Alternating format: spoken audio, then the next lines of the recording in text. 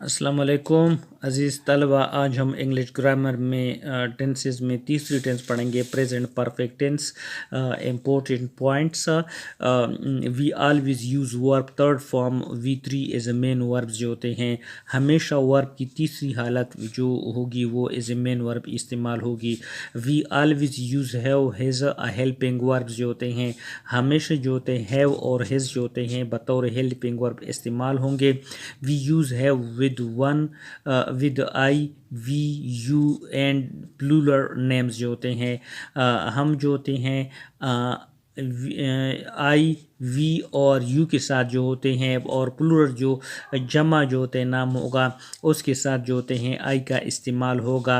We use has with he she it and singular names जो होते हैं। पांचवा पॉइंट्स ये है कि हैज़ ही शी और इट के साथ जो होते हैं और सिंगुलर नेम के साथ हिज का इस्तेमाल होगा। Negative of have is a have not and haven't जो होते हैं। अगर नफ़ी है जो होते हैं तो हैव नॉट और हैवंट का इस्तेमाल होगा। नेगेटिव ऑफ हिज नॉट जो होते हैं। आगे है स्ट्रक्चर जो होते हैं। स्ट्रक्चर किस तरह बनाएंगे जो होते हैं। पॉजिटिव सेंटेंस में स्ट्रक्चर बनाते वक्त जो होते हैं सब्जेक्ट प्लस हैज़ और हैव जो होते हैं प्लस पास्ट पार्टिसिपल फॉर्म्स जो होते हैं। पास्ट पार्टिसिपल फॉर्म जो होते हैं मतलब है कि वर्ब की तीसरी हालत इस्तेमाल होगी प्लस ऑब्जेक्ट होगा।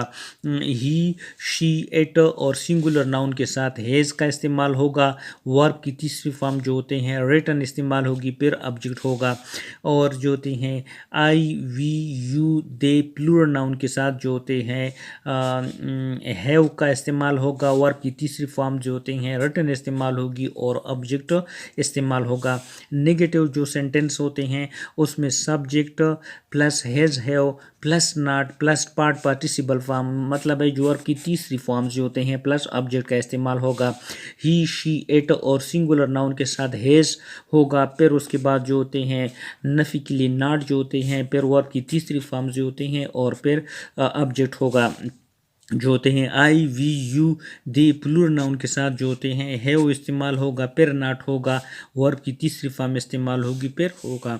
क्वेश्चन जो होते हैं सेंटेंस सवालिया जुमले बनाते वक्त जो होते हैं हैज़ और हैव के बाद जो होते हैं सब्जेक्ट होगा प्लस जो होता है उसके बाद पास्ट पार्टिसिपल फॉर्म वर्ब की तीसरी फॉर्म इस्तेमाल होगी, उसके बाद ऑब्जेक्ट होगा और लास्ट में जो होते हैं सवालिया निशान लगेगा जो होते हैं। हैज़ कि जो होते हैं ही शी इट और सिंगुलर नाउन के साथ हैज़ होगा और जो होते हैं वर्ब की तीसरी फॉर्म जो होते हैं रिटन इस्तेमाल होगी, उसके बाद ऑब्जेक्ट होगा। Have I we you they plural noun के साथ जो होते हैं हैव इस्तेमाल होगा। वर्ब की तीसरी फॉर्म्स जो होते हैं इस्तेमाल होगी। नेगेटिव के क्वेश्चन जो होते हैं नफ़ी में जो सवालात होंगे वहाँ पर हैज़ हैव जो होते हैं स्टार्ट में इस्तेमाल होगा, उसके बाद नॉट होगा, फिर जो होते हैं सब्जेक्ट होगा प्लस पार्ट पार्टिसिपल फॉर्म होगा और उसके बाद ऑब्जेक्ट होगा। लास्ट में जो होते हैं सवालिया निशान होगा। हैज़ और हैव जो होते हैं उसके बाद नॉट जो होते हैं हैज़ के साथ जो होते हैं ही शी इट और सिंगुलर नाउन होगा। हैव के साथ I we you they plural noun जो होते हैं हैव के साथ इस्तेमाल होगा। वर्ब की तीसरी फॉर्म इस्तेमाल होगी और फिर ऑब्जेक्ट होगा। इंफॉर्मेशन जो क्वेश्चन होते हैं जो होते हैं वहाँ पर WH वर्ड से शुरू होने वाले जो सवालिया क्वेश्चन होंगे हैज़ हैव जो होते हैं उसके बाद इस्तेमाल होगा, फिर सब्जेक्ट होगा, फिर पास्ट पार्टिसिपल प्लस जो होते हैं object. Negative information form plus object में इस्तेमाल होगा। When what where why who how how long. उसके बाद जो होते हैं हैज़ और have plus not he she it और सिंगुलर नाउन के साथ जो होते हैं हैज़ इस्तेमाल होगा और हैव जो होते हैं I we you they plural form के साथ जो होते हैं रिटन और इस्तेमाल होंगे। आगे है कि यूज जो होते हैं कहाँ कहाँ पर इस्तेमाल करेंगे।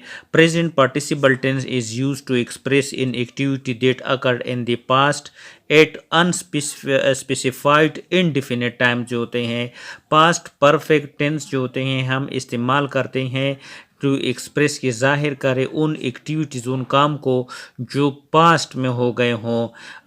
इट अनस्पेसिफाइड गैर महसूस और गैर जो होते हैं मुआयना टाइम के लिए। For example I have taken a T मैंने चाय पी थी। Asma has cooked the meal. She has completed her homework.